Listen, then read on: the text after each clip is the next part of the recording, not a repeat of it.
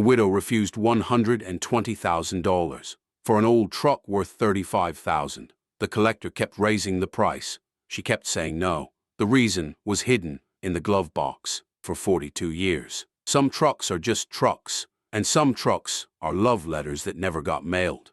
That's what Margaret Caldwell would have said if anyone had asked. Sitting on her front porch in the cool October light, looking at the old red Peterbilt rusting under the oak tree in the back of her farm, she said her husband Earl had been a quiet man, the kind who could drive 4,000 miles in a week and come home with nothing to say at the kitchen table, the kind who would sit across from her at supper and look at her like he was trying to remember how to use his mouth for words, the kind who loved her so much, she would later learn, that he had to write it down because he could not speak it. Earl Caldwell drove that 1979 Peterbilt 359 for 42 years.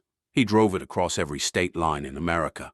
He hauled steel from Pittsburgh and lumber from Oregon. He hauled frozen meat from Iowa and machinery from Michigan. He hauled one circus elephant from Memphis to Sarasota in 1987. And Margaret would tell people about that for the rest of her life, because that was the kind of thing Earl never told her himself. He had to write it in the cab of that truck, at every truck stop, at every diner, at every way station. Earl Caldwell wrote his wife a letter, sometimes 1 page, sometimes 10. He wrote them in pencil, on diner napkins, and on the back of fuel receipts, and on yellow legal pads he kept in the glove box. He hid them in a leather pouch behind a panel he had built himself. Margaret did not know about the letters. For 42 years, she did not know. Earl Caldwell died on October 14, 2023.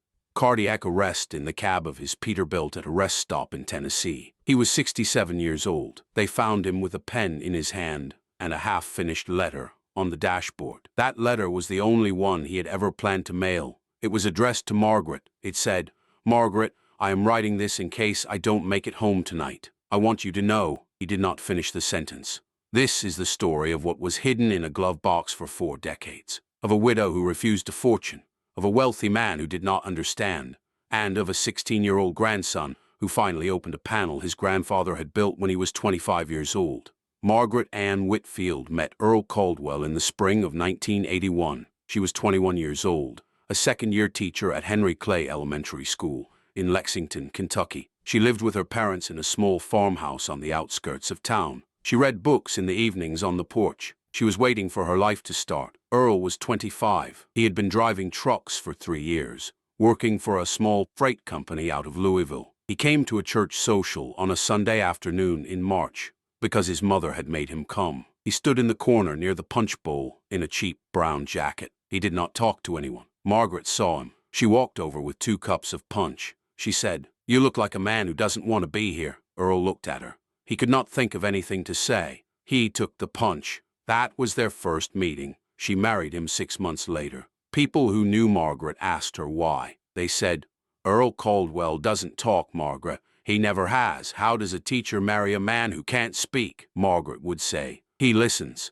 And then, in March of 1981, 3 weeks after they first met, the letters started.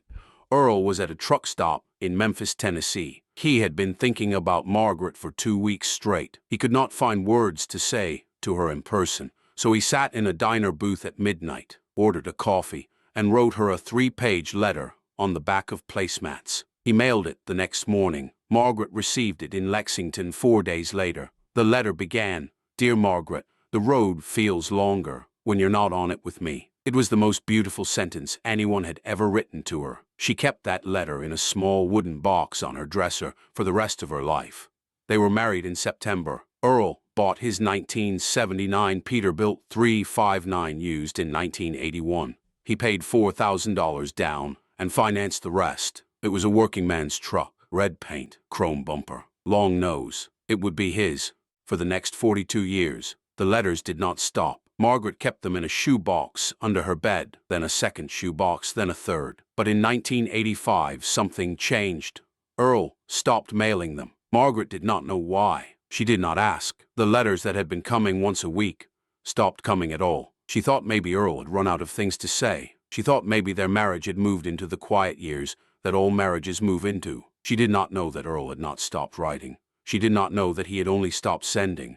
She did not know about the leather pouch behind the panel he had built in the glove box of his Peterbilt. For 38 years, October of 2024, Margaret Caldwell sat on her front porch in the late afternoon light. She was 64 years old. Her hair had gone gray 3 years before Earl died, and she had stopped coloring it. She wore one of his old plaid work shirts over her sweater. It still smelled faintly of him. Even now, the Peterbilt sat in the barn behind the house. It had not been started in 12 months. Earl had been the only one who knew how to keep it running. Margaret's grandson Tyler was 16 years old. He drove out from Lexington every Saturday to help his grandmother around the farm. He cleared the gutters. He brought groceries. He fixed the things that needed fixing. He did not understand his grandfather. Earl had been a quiet man even with his grandchildren. Tyler had only one clear memory of him, sitting in the cab of the Peterbilt when he was 9 years old, watching his grandfather check the oil. Earl had said only one thing to him that whole afternoon. He had said, "Tyler, some men talk too much. Most men do." Tyler had thought about that sentence many times. On the afternoon of October 22nd, 2024, a black SUV with Texas license plates pulled into Margaret's driveway. A tall man in a charcoal suit stepped out. He was about 50 years old. He carried himself like a man who was used to people listening when he spoke. His name was Davis Whitfield. He was the owner of the Whitfield Collection in Austin, Texas, 47 vintage trucks, the largest private trucking museum west of the Mississippi. He knocked on Margaret's door. He explained that he was a collector of 1970s Peterbilts. He had seen a posting online from 2018 when Earl had asked about parts for a restoration he had been planning. He had been looking for that particular truck for 2 years. He said, "Mrs. Caldwell, I would like to make you an offer for your husband's Peterbilt." Margaret invited him in for coffee. She was a polite woman. Davis Whitfield sat at her kitchen table. He told her about his museum. He told her about his collection. He told her he had a special exhibit planned for 1979 Peterbilts. Then he said, "I am prepared to offer you $80,000 for the truck." $80,000. The truck was worth on the open market somewhere around $35,000, even less in its current rusted condition. Davis Whitfield was offering Margaret more than double the market value. He waited for her response. Margaret put down her coffee cup. She folded her hands on the table. She said, "Mr. Whitfield, that truck is not for sale." Davis smiled the smile of a man who had heard that before. He said, "Mrs. Caldwell, I understand. It has sentimental value.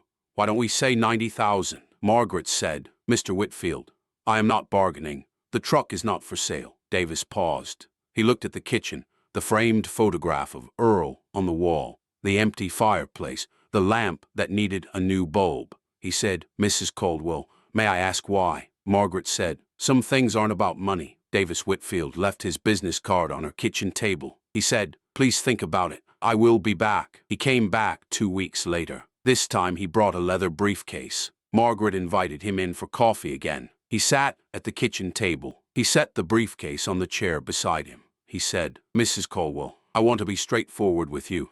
I have been thinking about that truck since I left. I would like to put my best offer on the table." He opened the briefcase. Inside were stacks of $100 bills, $120,000 in cash. The truck was worth $35,000. Davis Whitfield was offering Margaret 3.5 times its value in cash on the kitchen table. That afternoon, Margaret looked at the money. Then she looked at Davis Whitfield. Her face did not change. She said, "Mr. Whitfield, would you like more coffee?" Davis was silent for a long moment. He said, "Mrs. Caldwell, this is $12,000 more than I have ever paid for a single truck in my collection. I am offering this because I want this truck specifically. I have built a career on knowing what makes a truck valuable, and I am telling you, this is my best offer." Margaret said, "I am sure that it is." Davis said, "Then will you accept?" Margaret said, "No." That night, her sons called her. Mark, the older one, was a lawyer in Cincinnati. He said, "Mom, please take the money. You can't keep a rusting truck in the barn just because Dad drove it. He would want you to be comfortable." David, the younger one, was a teacher in Indiana. He said, "Mom, we worry about you out there alone. With that kind of money, you could move closer to one of us. You could travel." Margaret listened to both of her sons. She loved them. She knew they were trying to help. She said, "Your father would want me to keep that truck." Mark said, "Mom, Dad would want you to be safe." Margaret said, "Your father would want me to keep it." That was the end of the conversation. The next day, Earl's sister Ruth drove out to see her. Ruth was 62 years old, a a practical woman, a widow herself, 12 years now. She sat with Margaret on the porch. Ruth said, "Margaret, that's a lot of money for a truck that doesn't run anymore." Margaret said, "I know it is." Ruth said, "What is it you are not telling me?" Margaret looked out at the barn. She said, "Ruth, I don't know what I am not telling you. I just know that I am not selling that truck." Ruth nodded slowly. She had been married long enough to know that some things in a marriage stayed between two people, even after one of them died. She said, "All right, Margaret, I will not bring it up again." Tyler came out on Saturday morning, November 9th, 2024. He could not stop thinking about the truck. He could not stop thinking about the money. His grandmother had refused. He had heard his father on the phone with his mother the night before, saying, "She's just being stubborn. There's nothing in that truck." Tyler thought about that. He thought about his grandfather. He thought about that sentence Earl had said to him when he was 9 years old. Some men talk too much. Most men do. He thought there might be something his grandmother knew, something nobody else knew yet. He said, "Grandma, would you mind if I went out to look at Grandpa's truck?" Margaret said, "Tyler, you can look at anything you want." He walked across the back lawn to the barn. The Peterbilt was where it had been for a year. Rust on the wheel wells, dust on the chrome. The paint was still red, but it had faded it into something the color of dried blood. The tires were flat. Tyler opened the driver's side door. The hinge groaned. He climbed up into the cab. He sat in the driver's seat. He put his hands on the steering wheel. He saw, taped to the sun visor, a photograph of a young woman with brown hair and a kind smile. She was wearing a yellow dress. Tyler did not recognize her until he looked at the back of the photograph, written in pencil, in his grandfather's handwriting. Margaret, June, 1981. "The week we met." Tyler swallowed hard. He looked at the dashboard, the maps in the side pocket, the thermos in the cup holder. The coffee inside it had dried to brown crystals 4 months before Earl died. Then Tyler opened the glove box. It was almost empty. Old registration papers, an owner's manual, a pencil. Tyler looked through everything. He closed the door, but he had heard something. When he had pushed the registration papers back, the back panel of the glove box had moved. Just a little. It had clicked.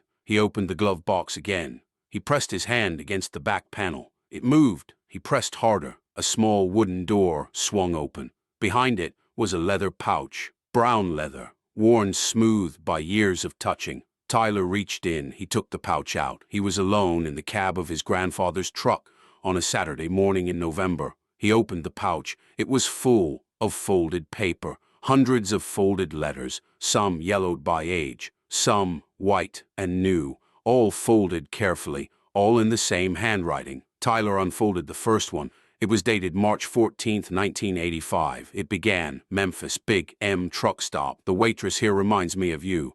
The way she laughs at her own jokes." Tyler put the letter down. He was 16 years old. He had been sitting in a truck for 30 seconds, and he had found his grandfather's voice. He took out a second letter. April, 1985. Salt Lake City. A third. June, 1985. Phoenix. A fourth. September 1985. Bismarck. He kept unfolding them. There were dozens, hundreds, stacked carefully, years and years. Tyler did not move from the cab for 40 minutes. When he finally walked back to the house, he was carrying the leather pouch in both hands. He was 16 years old, and he was crying. Margaret was washing dishes when she saw Tyler walking back from the barn. She saw what was in his hands. She knew immediately what it was. She did not know how she knew. She only knew that her stomach dropped, that her hand went to her mouth, that the dish she had been holding slipped back into the soap water. Tyler stepped onto the porch. He did not speak. He held out the leather pouch. Margaret took it from him. She walked to the kitchen table. She sat down. She set the pouch in front of her. She said quietly, "Tyler, sit with me." Tyler sat down. Margaret opened the pouch. She took out one letter. She unfolded it. It was dated November 18th, 1985.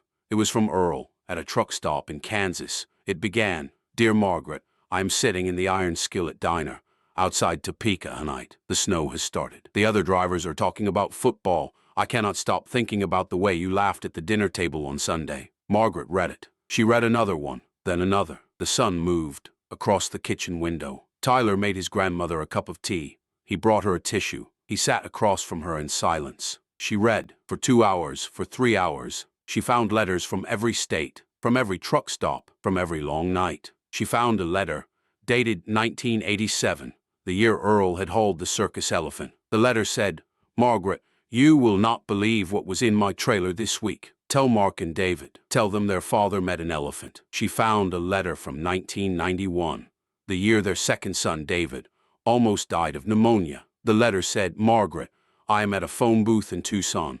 They told me David is going to be all right. I sat in the cab and cried for an hour. I am writing this so you will know. She found a letter from 2008, their 27th anniversary. Margaret, I am at a pilot travel center outside St. Louis. I forgot to tell you yesterday on the phone. 27 years today. Some men forget. I forget too. But I never forget that I love you. She found a letter from 2023, October 13th, the day before Earl died.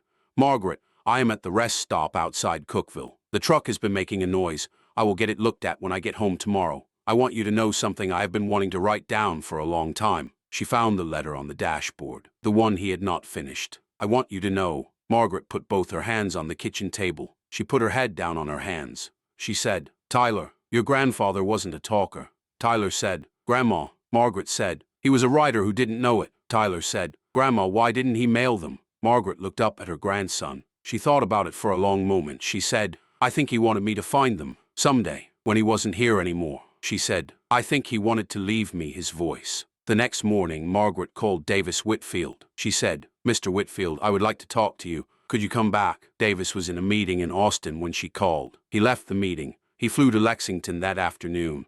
He rented a car at the airport. He drove to her farm. He thought she was going to sell. He was wrong. Margaret welcomed him into the kitchen. She had set the leather pouch on the table. She had set 2 cups of coffee. Davis sat down. Margaret said, Mr. Whitfield, I am going to show you something, and then I am going to ask you to listen. She opened the pouch. She showed him the letters. She told him about Earl, about the way he could not speak, about the way he wrote, about the leather pouch he had built behind the glove box panel when he was 25 years old, the same year he bought the truck. She said, Mr. Whitfield, there are 437 letters in this pouch. My husband wrote them to me from every truck stop in America for 42 years. Davis Whitfield listened. Margaret handed him one letter from 1989, Tennessee. She said, read this one. Davis read it. His face changed. When he was finished, he set the letter down on the table. He did not look at Margaret. He said, Mrs. Caldwell, I've been collecting trucks for 26 years.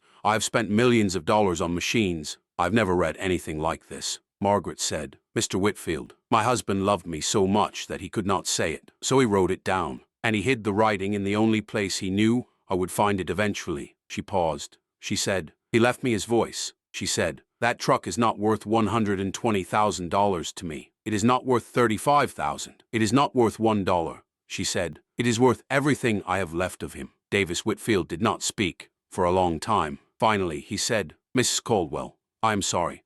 I came here 3 times with money in my hand. I did not understand what you were saying. He stood up. He buttoned his suit jacket. He said, I will not ask you again. He walked toward the door. He stopped. He turned around. He said, Mrs. Caldwell, would you allow me to do something for you? Margaret said, what is it, Mr. Whitfield? Davis Whitfield said, I do not want to buy your husband's truck. He walked back to the table. He sat down again. He said, I would like to restore it at my shop in Austin, at no cost to you. We have 12 master mechanics. We have done 73 restorations. We can bring that truck back to its original 1979 condition. He paused. He said, I will return it to you when it's finished. The letters will stay inside. The leather pouch will not be touched. I give you my word. Margaret looked at him. She said, why would you do that? Davis Whitfield was a wealthy man. He was a businessman. He had not built his collection on charity. He looked at Margaret across her kitchen table, and he answered the question with something he had never told anyone before. He said, Mrs. Caldwell, my father was a trucker. Margaret was quiet. Davis said, he drove for Mayflower Movers. He died when I was 12. He was killed in a crash outside Phoenix. I barely knew him. He said, I have been collecting trucks for 26 years. I have spent my entire adult life buying old trucks and restoring them. People ask me why. I tell them it is because I love the machines. That is a lie, Mrs. Caldwell. He said, I have been looking for my father in those trucks. I've been trying to find him in some old cab somewhere. I've spent millions of dollars looking for a man who has been dead for 40 years. He said, and in 3 visits to your kitchen, I've learned something I should have known when I was a boy. I should have known that my father did not have to come home in person. He could have come home in words. If he had known how, he said. Your husband knew how. Margaret was crying now, quietly, the way she did everything else. She said, Mr. Whitfield, yes, please restore the truck. Davis Whitfield nodded. He said, it will be my honor. The Peterbilt was loaded onto a flatbed trailer on November 23, 2024. It went to Austin, Texas. Davis Whitfield's restoration shop sat on a 16-acre property north of the city. 12 master mechanics, a spray booth, a machine shop. Every part needed for a 1979 Peterbilt 359 was available on shelves. The work took 4 months. The engine was rebuilt. The transmission was rebuilt. The frame was repainted in the original Peterbilt red. The chrome was polished by hand. The interior was reupholstered to factory specification. The glove box panel was never opened. The leather pouch never moved. The 437 letters stayed in the cab where Earl had hidden them. Davis Whitfield called Margaret every Sunday afternoon. He told her how the work was going. He sent photographs. He asked her about Earl. She told him stories. Some Sundays she read him a letter over the phone. He listened. On March 28, 2025, the truck came back. It was delivered on a flatbed. Tyler was there. Margaret was there. Her sons were there. Ruth was there. Pastor Markham from the Baptist church was there. The neighbors had come to watch. The truck was lowered to the ground. It looked the way it had looked in 1979. New, red, chrome shining. The Peterbilt name plate on the front grille. The clean white of the cab. Margaret walked over to it. She put her hand on the hood. She climbed up to the cab. She sat in the driver's seat. She had not been in that cab in 12 years. Earl had always driven. She had ridden in the passenger seat a handful of times in the early years, before the children, when they had been young. She put her hands on the steering wheel. She opened the glove box. She pressed the back panel. The small wooden door swung open. The leather pouch was there, brown leather, worn smooth by 40 years of her husband's hands. She took it out. She set it on the passenger seat, the seat where she had once ridden beside him. She said very quietly, Hi, Earl, I'm home. Davis Whitfield watched from outside the cab. He had flown in from Austin. He had not wanted to miss this day. He did not interrupt her. He just stood there at the side of the truck in the Kentucky afternoon light, and he watched a 65-year-old widow sit alone in the cab of her dead husband's truck and speak to him as if he were still there. In a way, he was. A local journalist named Tessa Mills wrote an article about Margaret Caldwell. It ran in the Lexington Herald-Leader in April of 2025. It was titled, The Widow Who Kept Her Husband's Voice. The story was picked up by the Associated Press, then by national outlets, then by a documentary filmmaker named Aaron Cruz, who reached out to Margaret in June and asked if he could film a short documentary about the letters. She said yes. The documentary was released in November of 2026. It was called Letters from the Cab. It was 43 minutes long. It showed the truck. It showed the barn. It showed Margaret reading her husband's letters at the kitchen table. It showed Tyler, 18 now, talking about the afternoon he had opened the glove box. The documentary won an award at a film festival in Tennessee. Margaret did not attend. She does not like crowds. Tyler graduated from high school in May of 2026. He went to the University of Kentucky in the fall. He is studying English. He wants to be a writer. He carries one of his grandfather's letters in his wallet, the one from March 14th, 1985. The one that begins, Memphis, Big M, truck stop. The waitress here reminds me of you. Davis Whitfield visits Margaret twice a year now, once in the spring, once in the fall. He brings her flowers and stays for coffee. They have become unlikely friends. He has put a plaque at the entrance to his museum in Austin. It reads, In honor of Robert Whitfield, 1932 to 1972. My father, who could not write his words down, I will write them for him. The truck sits in Margaret's barn. She had a new concrete floor poured, new lighting installed. The truck is parked on the floor like a museum piece, but it can still start, and once a month, Tyler drives out and starts the engine for 15 minutes, just to keep her running. Margaret sits in the cab every Sunday afternoon. She reads one letter at a time. She is 66 years old. There are 437 letters. If she reads one a week, the letters will outlast her. She is grateful for that. In her will, she has left the truck and the letters to Tyler. He is the only one who would know what to do with them. There is a kind of love that doesn't come in words spoken across dinner tables. It comes in words written at truck stops at 2 in the morning, on diner napkins, on the backs of fuel receipts, in the half-light of a sleeper berth in the middle of Wyoming. Earl Caldwell drove 4 million miles in his lifetime. He never told his wife enough that he loved her. He told her by writing. He told her by leaving 437 letters in a leather pouch behind a glove box panel that he had built himself when he was 25 years old. A wealthy man named Davis Whitfield offered $120,000 for an old red Peterbilt rusting in a Kentucky barn. He was offering money for a truck.